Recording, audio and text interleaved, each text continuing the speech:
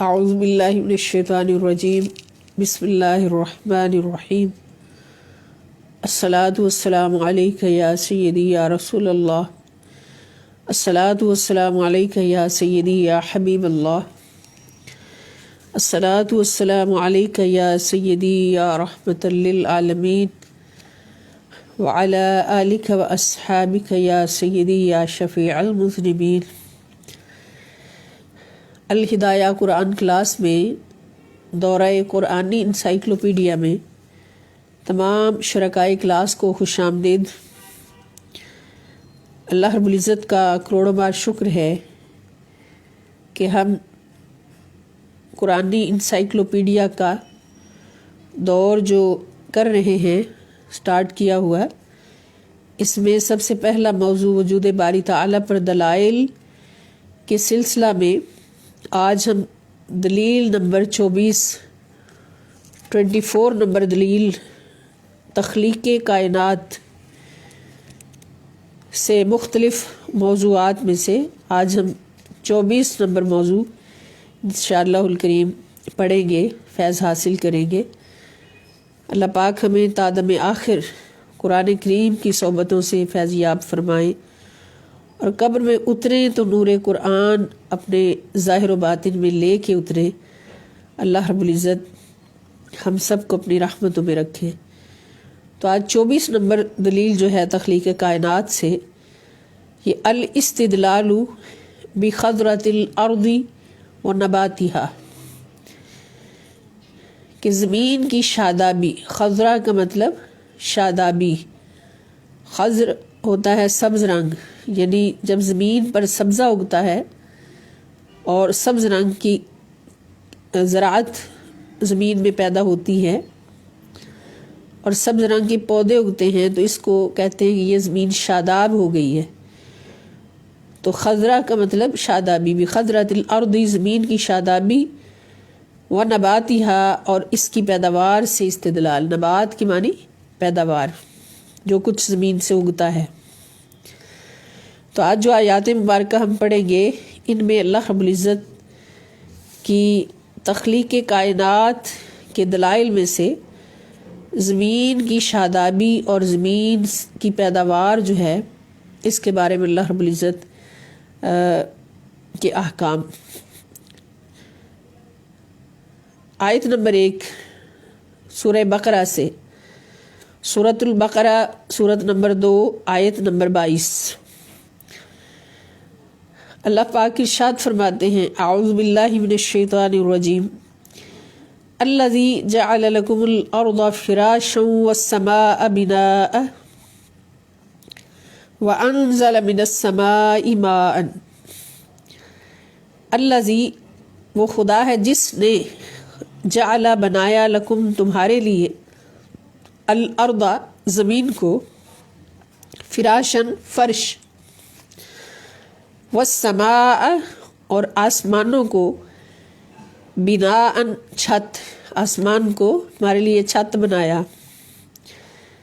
اب یہ آپ لوگ دیکھ رہے ہیں کہ الفاظ بھی بار بار وہی ریپیٹ ہو رہے ہیں جو پہلے پڑھے جا چکے ہیں، اور بعض مقامات پر آیات بھی ریپیٹ ہو رہی ہیں، تو پھر سبق یاد رکھنا مشکل نہیں ہے۔ ترجمہ جو کچھ بھی ہم پڑھ رہے ہیں، اس کا ترجمہ اور فہم جو ہے، یہ اللہ کے فضل سے مشکل نہیں ہے۔ یہ اب تک یاد ہو گئے ہوں گے، الفاظ کی ریویژن کے ساتھ الفاظ کے معنی یاد ہو گئے ہوں گے۔ تو اسی طرح محنت جاری رہی تو انشاءاللہ الکریم پورے قرآن پاک کا ترجمہ آسان ہو جائے گا تھوڑا سا پڑھنے کے بعد۔ تو جس نے تمہارے لیے بنایا زمین کو فرش اور آسمان کو چھت، وَأَنزَلَ، اور اتارا، مِنَ السَّمَاءِ، آسمانوں کی طرف سے، ماء، پانی، فَأَخْرَجَ بِهِ، پھر نکالے یا پیدا کیے اس پانی کے ساتھ، مِنَ الثَّمَرَاتِ، مختلف انواع و اقسام کے پھل۔ مِنَ الثَّمَرَات، ثمر کی جمع ثمرات، پھل، مختلف قسم کے پھل، جمع کا صیغہ۔ رزقا لکم، کس لیے؟ تمہارے کھانے کے لیے۔ رزقن کھانے کے لیے، لکم تمہارے لیے، فلا تجعلوا للہ اندادا، فلا تجعلوا پس نہ تم ٹھہراؤ، نہ بناؤ، للہ اللہ کے لیے، اندادا مختلف قسم کے شریک، اللہ کے لیے شریک نہ ٹھہراؤ۔ ند کی جمع ہے انداد، ند ہوتا ہے شریک یا ہمسر، ہم پلہ، تو اللہ کے لیے شریک نہ بناؤ۔ وَأَنْتُمْ تَعْلَمُونَ حالانکہ تم جانتے ہو کہ اللہ کا کوئی شریک نہیں ہے، حقیقت حال سے تم باخبر ہو۔ تو اس آیت مبارکہ کے اندر بھی اللہ پاک نے زمین کی شادابی اور زمین کی زرخیزی اور زمین کی پیداوار کا ذکر فرماتے ہوئے اپنی توحید پر ایک دلیل عطا فرمائی ہے کہ آسمان سے پانی نازل کر کے اس کے ذریعے مردہ زمین کو زندہ کر کے اس کے اندر تمہارے کھانے کے لیے اتنا کچھ پیدا فرمانے والا، مختلف قسم کے پھل جو ہم سے گنے نہیں جاتے، یہ سارے کے سارے مختلف شکلوں کے، مختلف ذائقوں کے، اور بعض ایک ہی شکل کے مگر ذائقے مختلف، تو یہ سب کچھ پیدا کرنے والا کون ہے؟ وہی خدا ہے، وہی باری تعالی ہے۔ دوسری آیت مبارکہ سورہ انعام، الانعام سورت نمبر 6 آیت نمبر 141 141، وَهُوَ الَّذِي اور وہی اللہ ہے جس نے انشأ پیدا کیے، جنات باغات، معروشات، معروشات کا مطلب برداشتہ، وغیر معروشات اور غیر برداشتہ۔ اب ہم سوچیں گے کہ برداشتہ سے مراد کیا ہے، تو معروشات کا مطلب بیلوں کے ذریعے اوپر چڑھائے گئے، جو بیلیں زمین سے اگتی ہیں اور بڑھتے بڑھتے اوپر چھتوں تک پہنچ جاتی ہیں، بلندیوں تک پہنچ جاتی ہیں، بعض درخت اونچے اونچے ہوتے ہیں ان کے اوپر تک پہنچ جاتی ہیں، تو ان کو معروشات کہتے ہیں۔ غیر معروشات اور بعض بغیر اوپر چڑھائے گئے۔ اب یہ معروش کہاں سے بنا ہے؟ عرش سے۔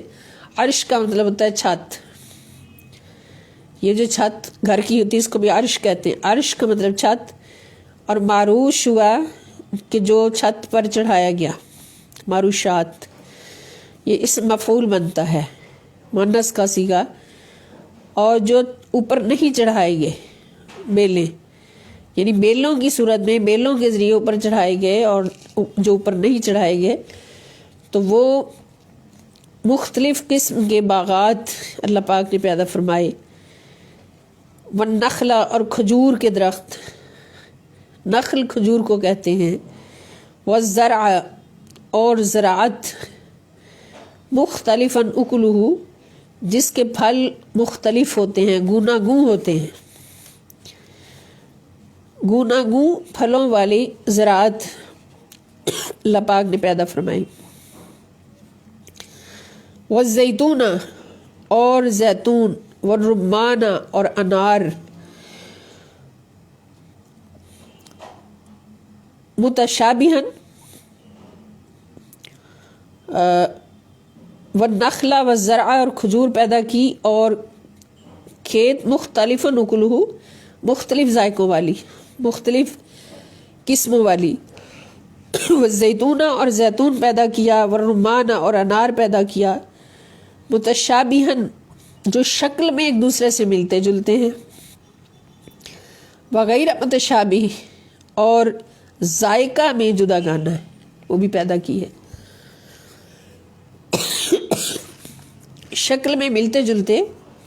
اب انار بھی دیکھیں، کھجور دیکھیں، زیتون دیکھیں، یہ شکل میں تقریباً ملتی جلتے یہ پھل، مگر ان کے ذائقے مختلف ہوتے ہیں مختلف قسموں میں۔ یہ سورہ انعام سورت نمبر 6 ہے، آیت نمبر 141۔ اس میں بھی، اس آیت مبارکہ میں بھی اللہ پاک نے زمین کی پیداوار اور زمین کی شادابی سے اپنے ایک ہونے کی دلیل عطا فرمائی۔ تیسری آیت سورہ نحل سورت نمبر 16 آیت نمبر 10 اور 11۔ والذی انزل من السماء ماء لکم، والذی وہی ہے جس نے انزل نازل کیا اتارا، من السماء آسمان سے، ماء پانی، لکم تمہارے لیے، منہ شراب اس میں سے کچھ پینے کے لیے ہے۔ شراب، اس پہ کئی بار یہ بات ہو چکی کہ شرب کا مطلب ہے پینا، اور شراب جس کو پیا جائے، اس میں کچھ پینے کے لیے ہے۔ وَمِنْهُ شَجَرٌ اور اس میں سے کچھ شجر کاری کے لیے ہے، درخت اگانے کے لیے، باغات اگانے کے لیے، شجر کاری کے لیے۔ وہ شجر کاری جس میں نباتات، سبزے اور چراگاہیں شاداب ہوتی ہیں، اس کے لیے ہے۔ فیہ تسیمون، فیہ اس میں، تسیمون تم مویشی چراتے ہو، اپنے مویشی چرانے کے لیے تم وہاں پر لے جاتے ہو۔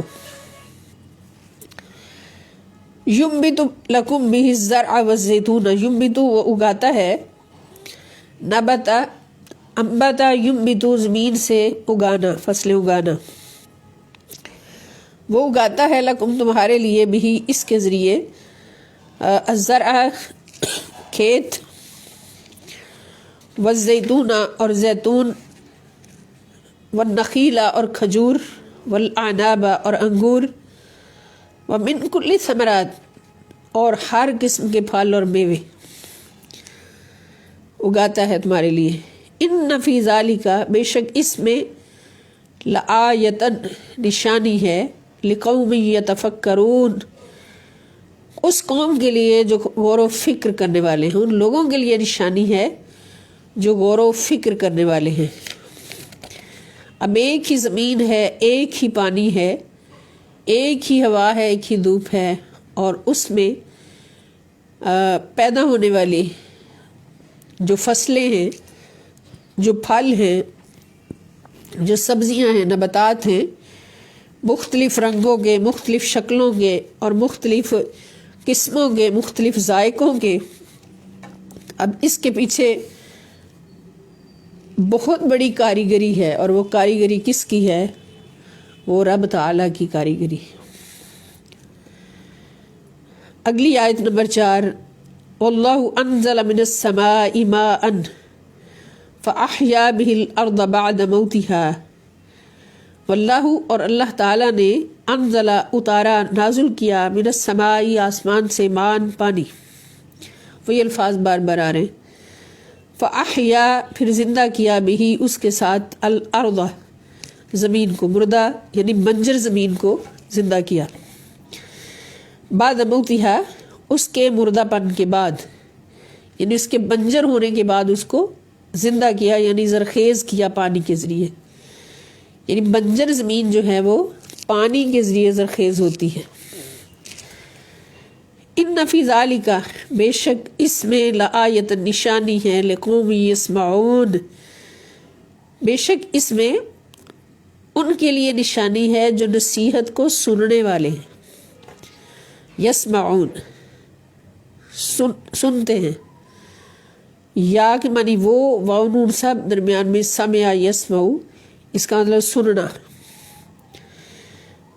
سننے والوں کے لیے، یعنی سننا کیا جاتا ہے؟ نصیحت کی بات، نصیحت کی بات سننے والوں کے لیے اس میں نشانی ہے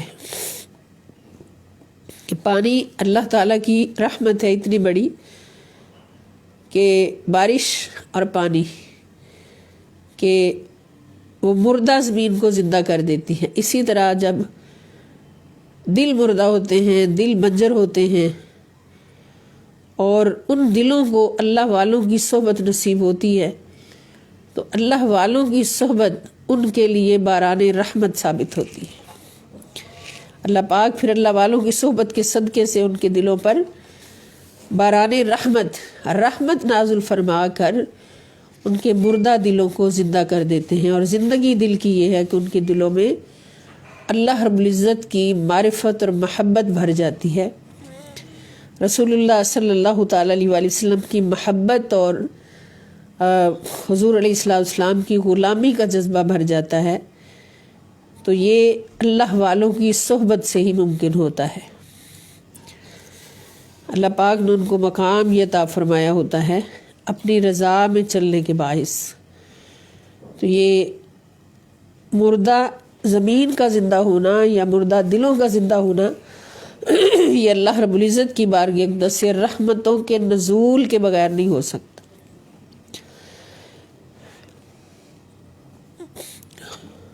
یہ سورہ نحل سورت نمبر 16 آیت نمبر 65 جو ابھی ہم نے پڑھی۔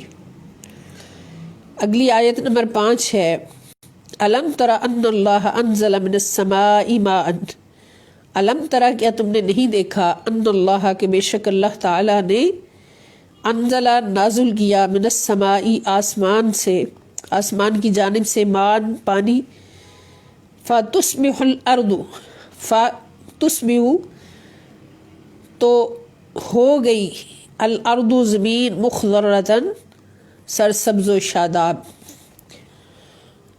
پہلے خضرۃ پڑھا ہے لفظ تو یہ اسی سے مخضرۃ سرسبز و شاداب یہ اس میں مفعول بن جاتا ہے کہ جس کو سرسبز و شاداب کر دیا گیا ہو۔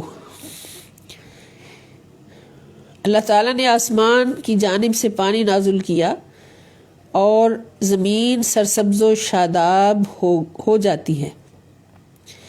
ان اللہ بے شک اللہ تعالیٰ لطیف خبیر بہت ہی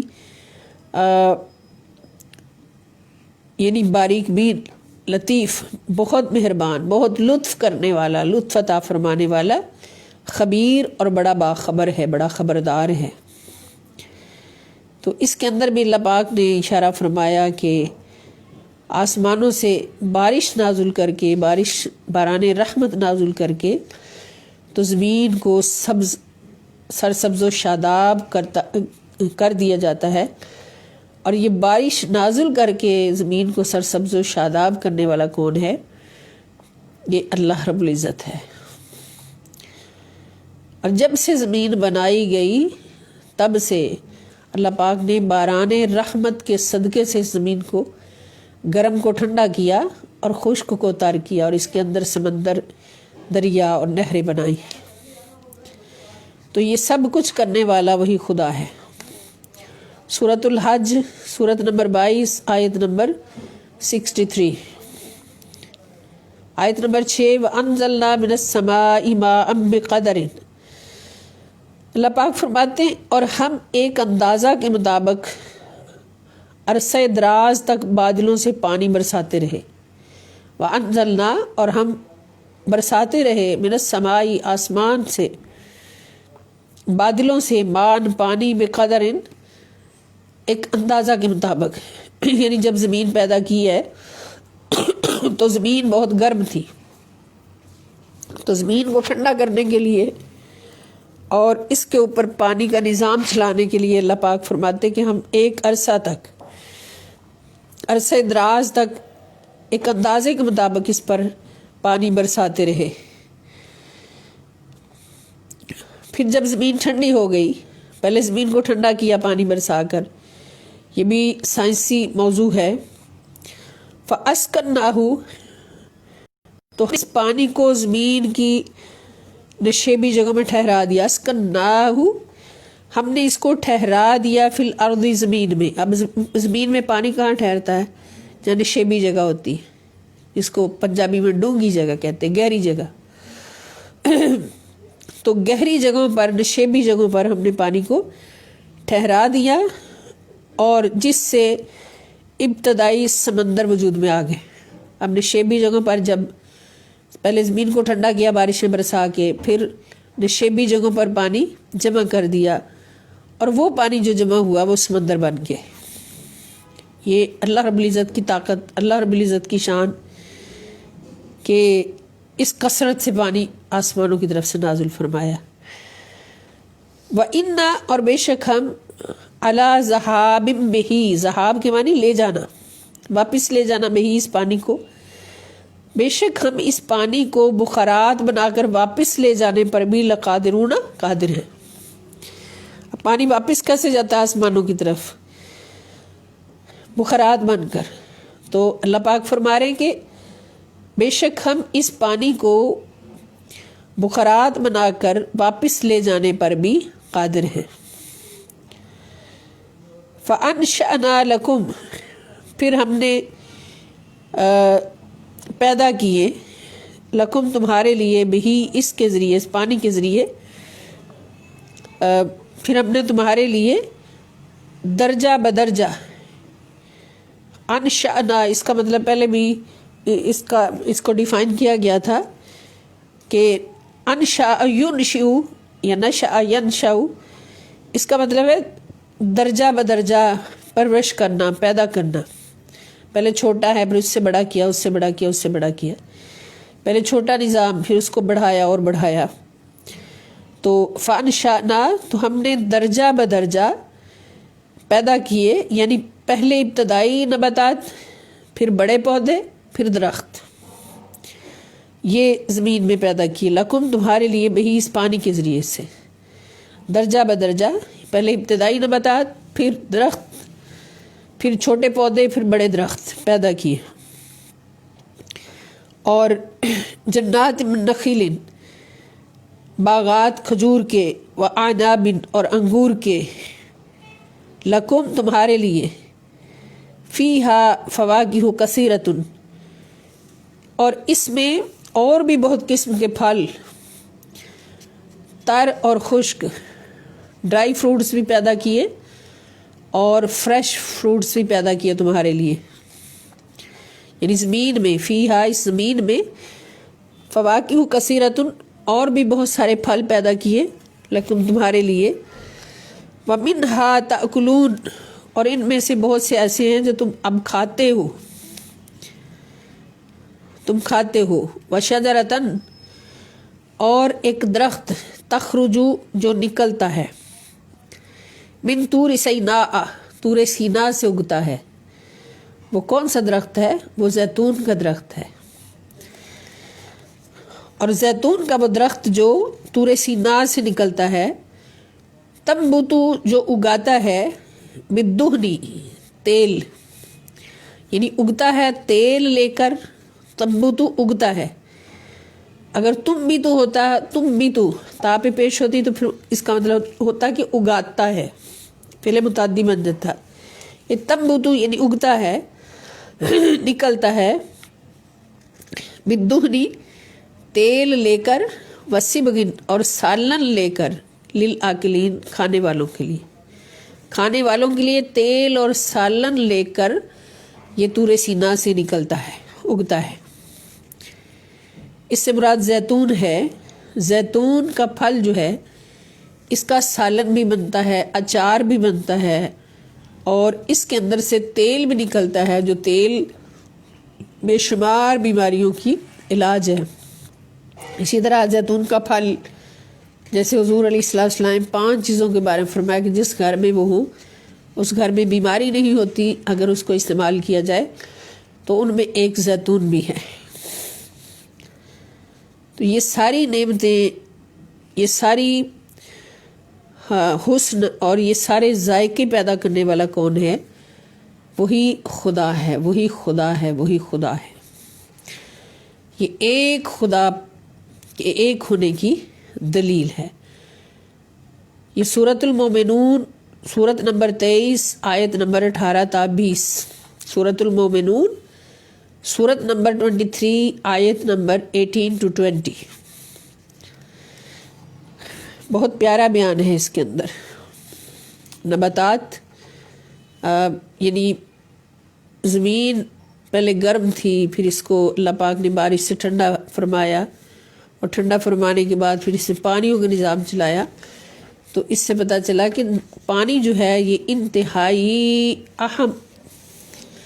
اہم ترین عنصر ہے اس زندگی کا، اس دنیا کی زندگی کا، اور آخرت میں بھی اللہ پاک نے پانی کی نعمت ہمارے لیے رکھی ہے، پانی کی رحمت رکھی ہے۔ آخرت میں بھی اس رحمت کو سجایا ہوا ہے، حوض کوثر کی صورت میں، نہر کوثر کی صورت میں اور جنتی نہروں کی صورت میں وہاں بھی پینے کے لیے پانی رکھا ہے۔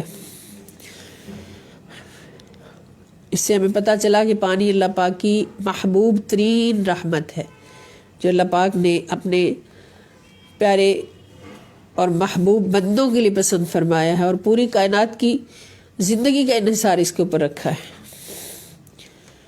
وَهُوَ الَّذِي، اس لیے حضور علیہ السلام فرمایا کہ پانی کو ضائع نہیں کرنا چاہیے۔ کس حد تک فرمایا کہ اگر تم دریا کے کنارے بھی بیٹھے ہو، نہر کے کنارے بھی بیٹھے ہو، تو پھر بھی پانی کو ضائع نہیں کرو۔ یہ سوچو کہ کتنا پانی جا رہا ہے، اس میں کیا فرق پڑے گا، لیکن جو پانی استعمال میں آئے گا اور ایکسٹرا استعمال ہوگا، اس میں اسراف ہو جائے گا، اس میں تبذیر ہو جائے گی، تو پھر اس کا حساب دینا ہوگا، اور پانی کا حساب سخت ہوتا ہے۔ اللہ تعالی ہمیں معاف فرمائیں، جو بھی خطائیں غلطیاں اللہ تعالیٰ معاف فرمائیں، اور ہمیں پانی کی قدر کرنے کی توفیق عطا فرمائیں۔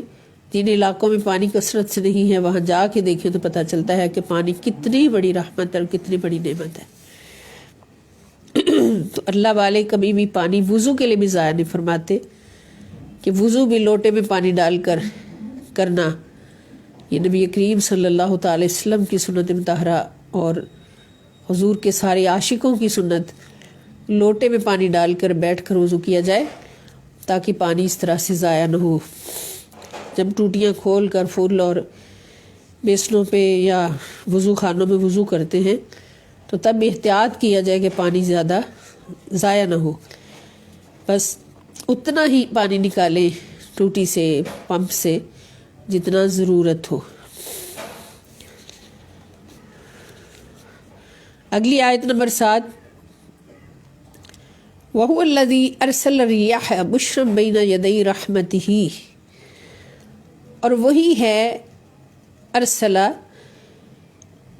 جو بھیجتا ہے، الریاح ہواؤں کو، بشرن خوشخبری بنا کر، بین یدئی پہلے، رحمت ہی اپنی رحمت بارش سے پہلے۔ یہ آیت پہلے بھی گزر چکی ہم نے پڑھی ہے کہ وہی ہے اللہ جو اپنی رحمت بارش سے پہلے ہواؤں کو خوشخبری بنا کر بھیجتا ہے۔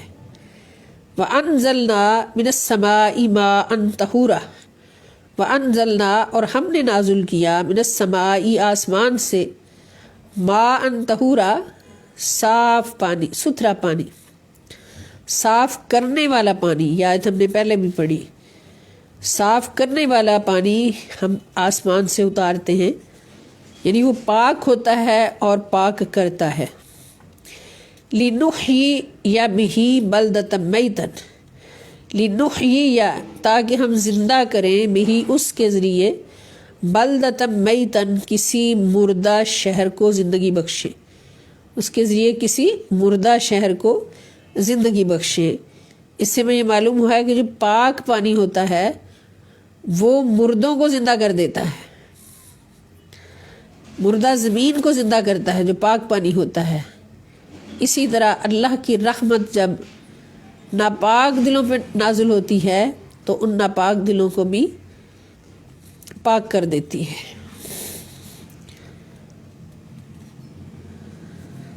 اور اللہ کی رحمت برستی وہیں پر ہے جہاں اللہ والے موجود ہوتے ہیں، اللہ والوں پر برستی ہے۔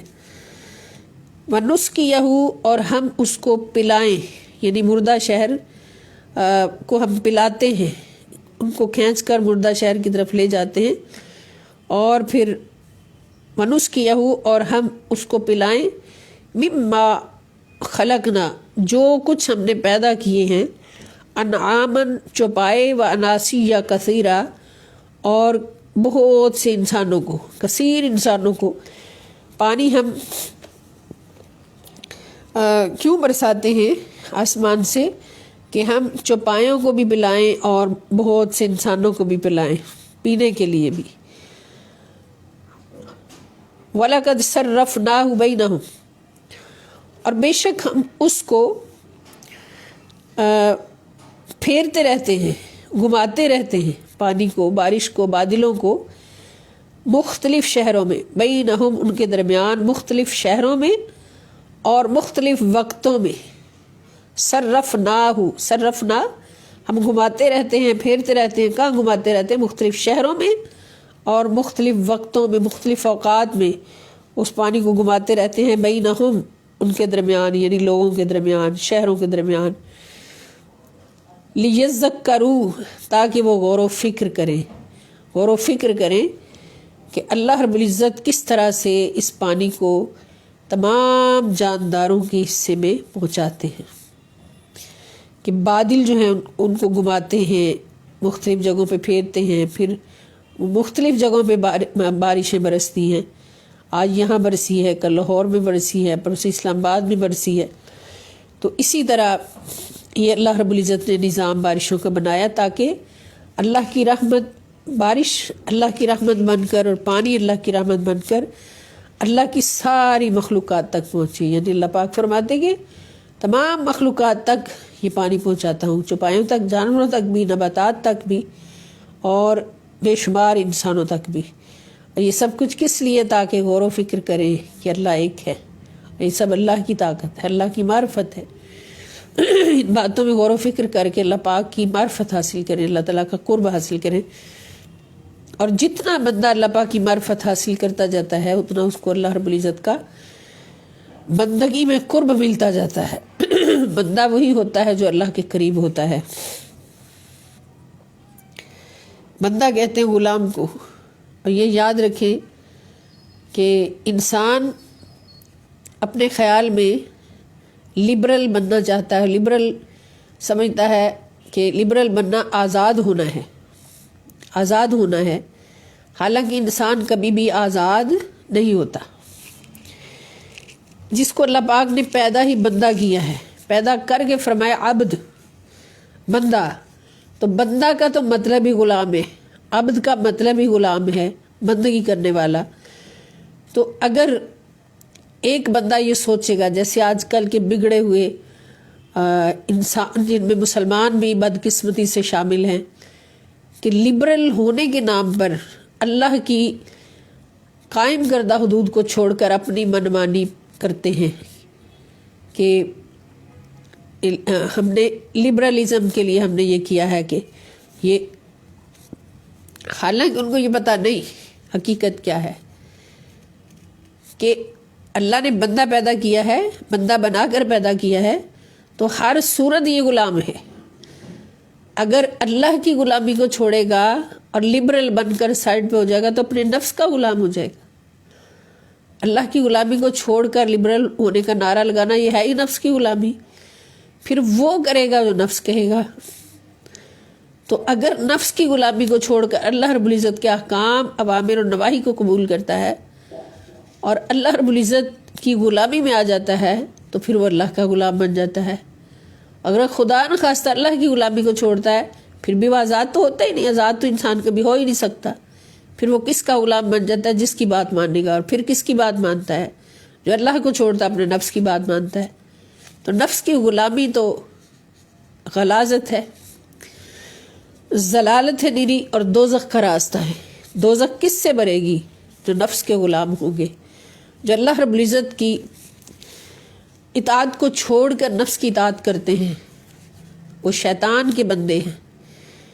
اب ہوا کیا کہ انہوں نے اللہ کی بندگی کو چھوڑا تو شیطان کے غلام ہو گئے، جنہوں نے شیطان کی بندگی کو چھوڑا وہ الحمدللہ اللہ کے غلام ہو گئے۔ اور جو اللہ کی بندگی میں آ جاتا ہے پھر اس کو انعام کیا ملتا ہے کہ جو اللہ کا بندہ بن جاتا ہے اس کو پھر معراج نصیب ہوتی ہے، معراج نصیب ہوتی ہے، اور اس کا مقام بندگی اللہ پاک دکھاتے ہیں۔ معراج پہ پہنچا کے مقام بندگی اللہ پاک دکھاتے ہیں کہ جو اللہ کا بندہ ہو جاتا ہے اور اس بندگی میں اپنے آپ کو آگے بڑھاتا جاتا ہے، اللہ کی بندگی میں آگے بڑھتا جاتا ہے، اور اللہ کی بندگی میں اعلیٰ مقام حاصل کر لیتا ہے، منزلیں طے کر لیتا ہے، تو پھر جبریل بھی کہتا ہے کہ نبی کریم صلی اللہ تعالی وسلم کے سفر معراج کو دیکھ کر علامہ اقبال نے ہی فرمایا جس کا مفہوم، کہ جبریل بھی کہتا ہے کہ دیکھ کر تیری عظمت کو شب معراج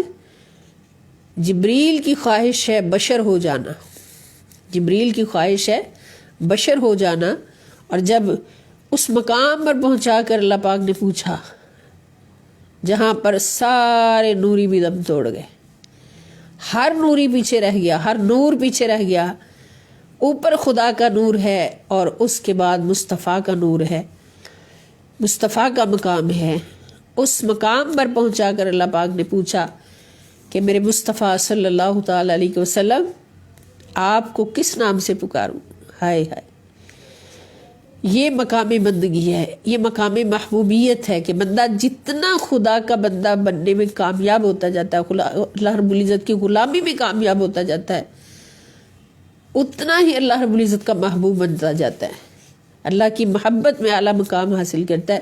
اور پھر اللہ پاک خود پوچھتے ہیں، جیسے علامہ اقبال نے فرمایا کہ خود ہی کو کر بلند اتنا کہ ہر تقدیر سے پہلے خدا بندے سے خود پوچھے بتا تیری رضا کیا ہے۔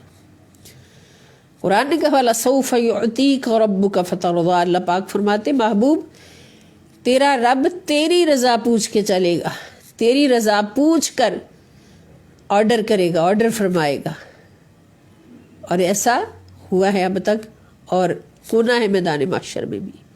جب تک حضور علیہ السلام کی امت کا ایک ایک مومن جنت میں نہ چلا جائے، اللہ پاک سونے کی رضا پوچھتے رہیں گے۔ جیسے علامہ اقبال نے ہی فرمایا کہ عجب ہے تماشا کہ دوزخ کی آتش جلائے خدا اور بجھائے محمد صلی اللہ علیہ وآلہ وسلم، کہ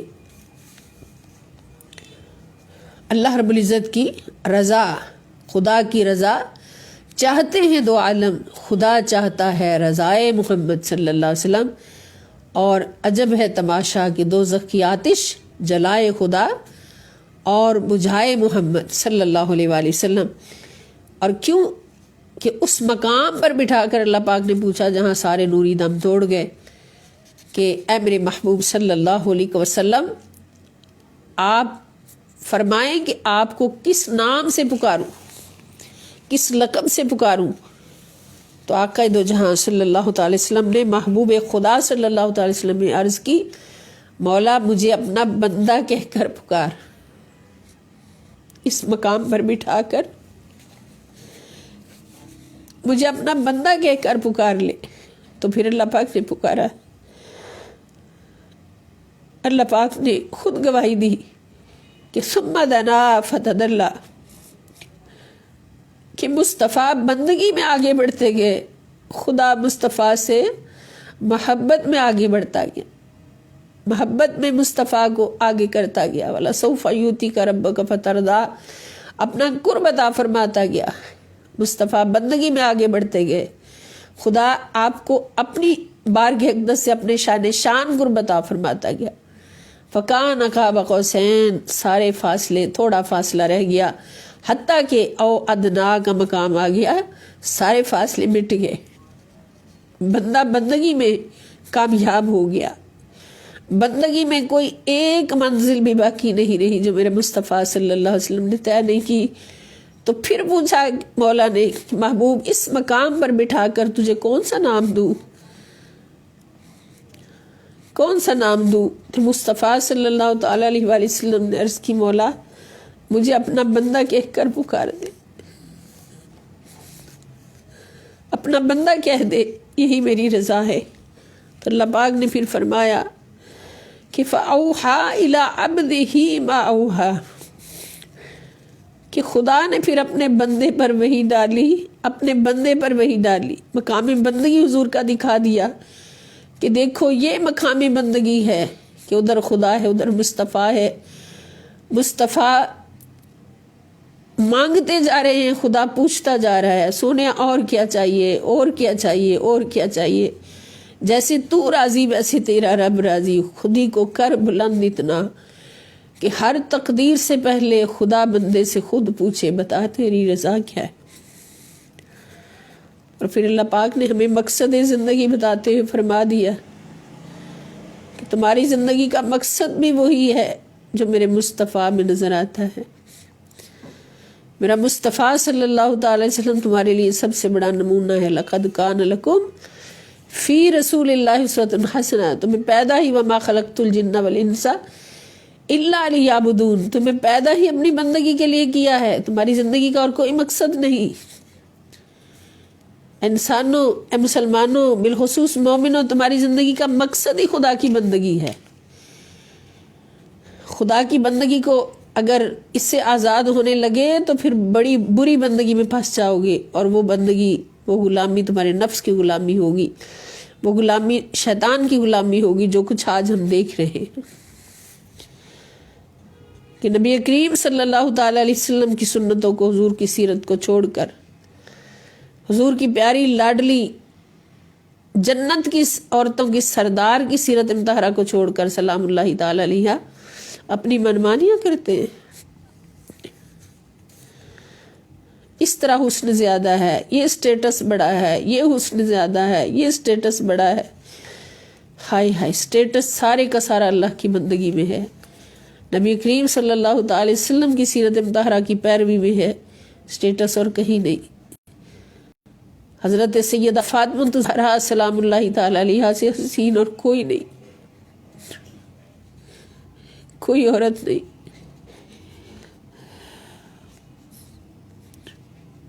ان کے لباس سے حسین کوئی لباس نہیں، ان کے کردار سے حسین کوئی کردار نہیں۔ پھر ہم کیوں کہتے ہیں کہ یہ لباس سونا ہے، یہ اسٹیٹس سونا ہے، یہ معیار سونا ہے، جس کو اگر بی بی فاطمہ رضی اللہ تعالیٰ عنہ سلام اللہ تعالیٰ علیہا ایک نظر بھی دیکھ لیں تو رونے لگ جائیں۔ کیا اس لیے فاطمہ نے اپنے لال قربان کیے؟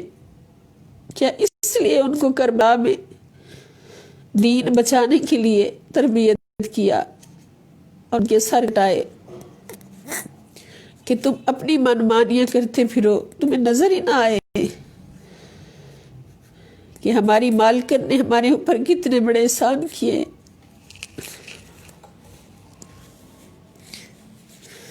ان احسانات کو بھول جاؤ۔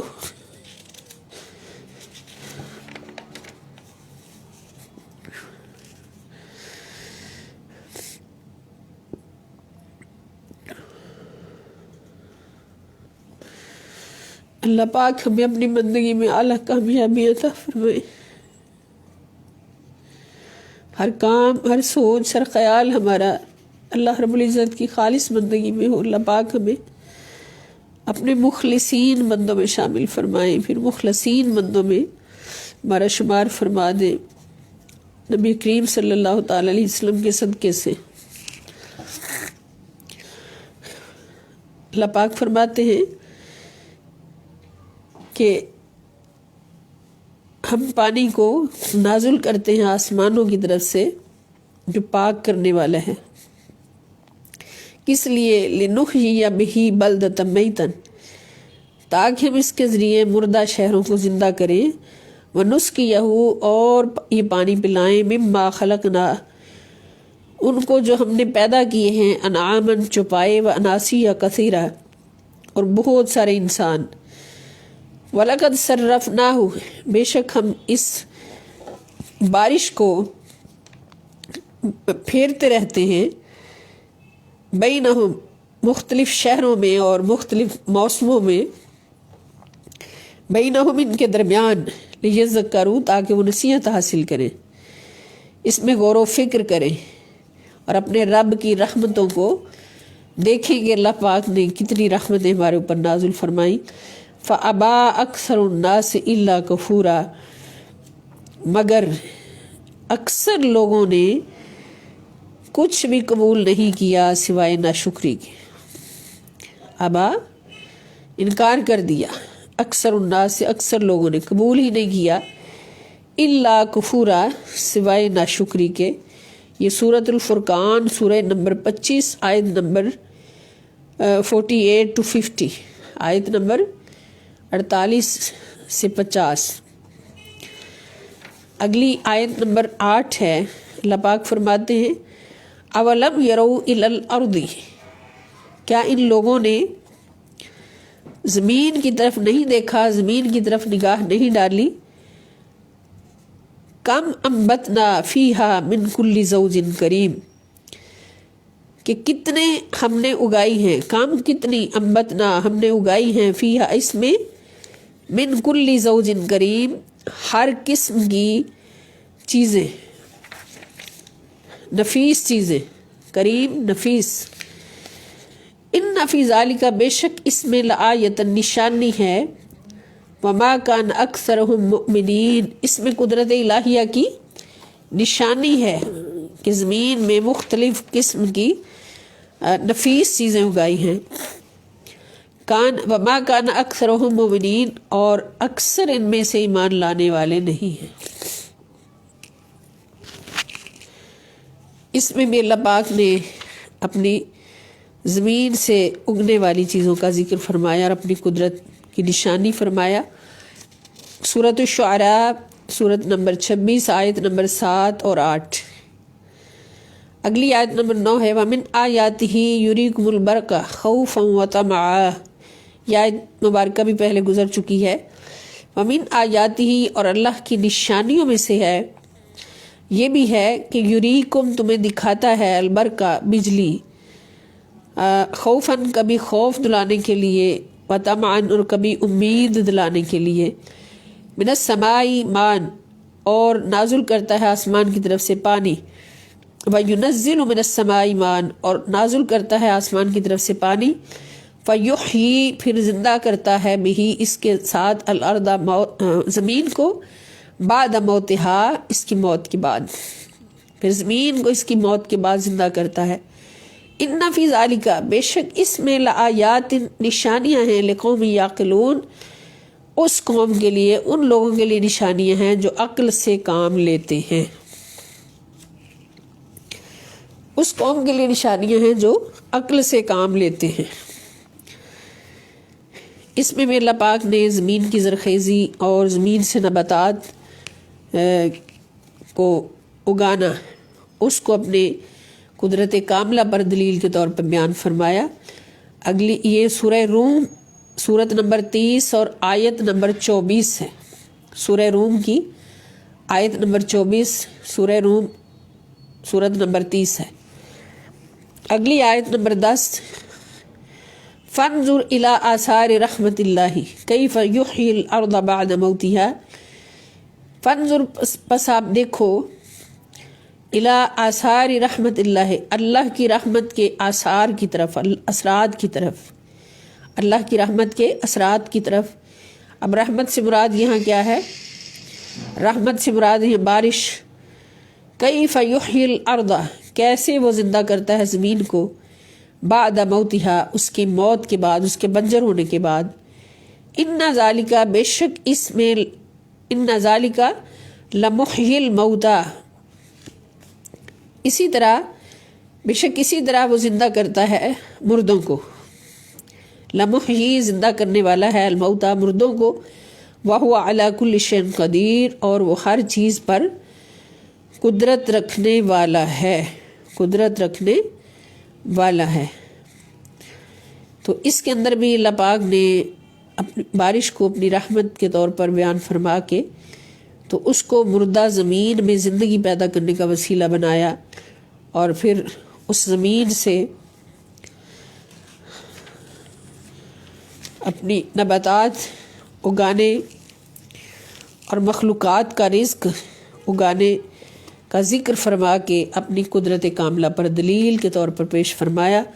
اللہ پاک ہمیں اپنے رب کریم کی معرفت میں ہر لمحہ ترقی کرنے کی توفیق عطا فرمائیں، آگے بڑھنے کی توفیق عطا فرمائیں، اور ہمیشہ صحبت قرآن پاک سے فیض یاب رہنے کی توفیق عطا فرمائیں۔ وما علی الا البلاغ المبین وإلی اللقاء انشاءاللہ تعالی۔ کل بھی انشاءاللہ اسی ٹائم پر کلاس لیں گے، پڑھیں گے مل کر۔ اللہ پاک ہم سب کو اس پر استقامت عطا فرمائیں۔ والسلام علیکم ورحمۃ اللہ وبرکاتہ۔